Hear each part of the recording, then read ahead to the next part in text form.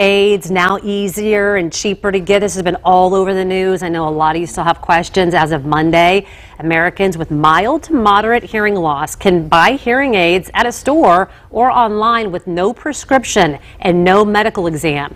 It is a major cost-saving win for millions of people. But if you need to be educated about the best devices to buy, we have help. Joining us this morning with important advice is Dr. Rick Nelson. He is an ear specialist at IU Health, an important doctor. I know you probably put tubes or things in a lot of kids' and parents' ears that are watching this morning. Nice to have you. Yeah, thanks. This obviously very important because these are so expensive. A lot of Hoosiers could not afford. I mean, there's in some cases thousands and thousands of dollars. Right. When we first heard it, we're also saying, you know, we're putting something in our ear. We want to make sure we're doing it right. Tell me kind of what your overall feeling is, first of all, about who this is going to help and how important it is. Yeah, so obviously hearing is a big problem for a lot of older people. Mm-hmm. That's the most prominent population that's affected. Yeah. And it's estimated that, you know, up to half of people in their 60s and 70s have hearing loss. And so they would be the prime beneficiaries of this new rollout of over-the-counter hearing aids. When somebody is now thinking, okay, I'm going to go maybe to the store and just get some, how do you think this should work, or do you have any advice for them? I mean, typically you're having a hearing test and you're knowing a little bit more, and in the past, I mean, we're talking thousands of dollars in some cases to get the right ones and to know exactly how it is. Do you have any advice for somebody that's going to kind of pick out a pair now and without that medical expertise? Yeah, so the ruling is really for adults that are 18 and older with perceived mild to moderate hearing loss. Mm-hmm. So if you perceive that, then you should be looking at these over-the-counter hearing aids. And when you go to the store, I think the first thing you want to look at is, one, it's obviously going to be the cost. Mm-hmm. Secondly is, can you return these hearing aids after you do a trial? Because I think you need to try them for 30 to 60 days to see if they're beneficial. And then is there a warranty on those hearing aids?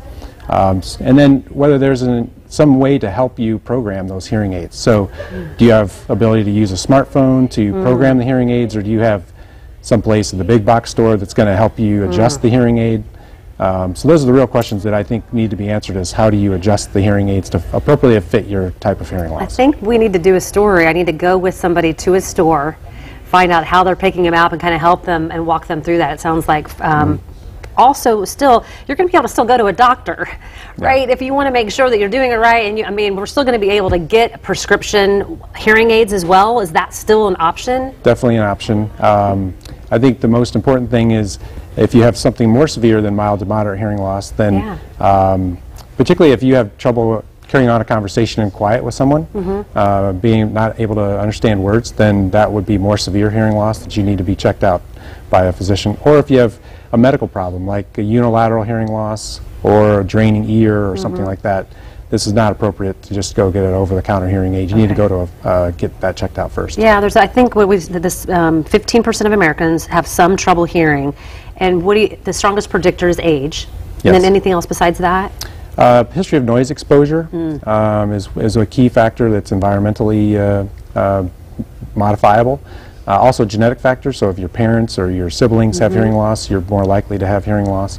So those are the big factors. All of the people working in my industry want to know if this thing in my ear for the last 30 years, is this going to be a problem for me later in life probably, or not necessarily? Not necessarily. I think the other thing with the hearing aids is that the FDA has put output limits on the hearing aids to prevent overpowering the ear. Yeah.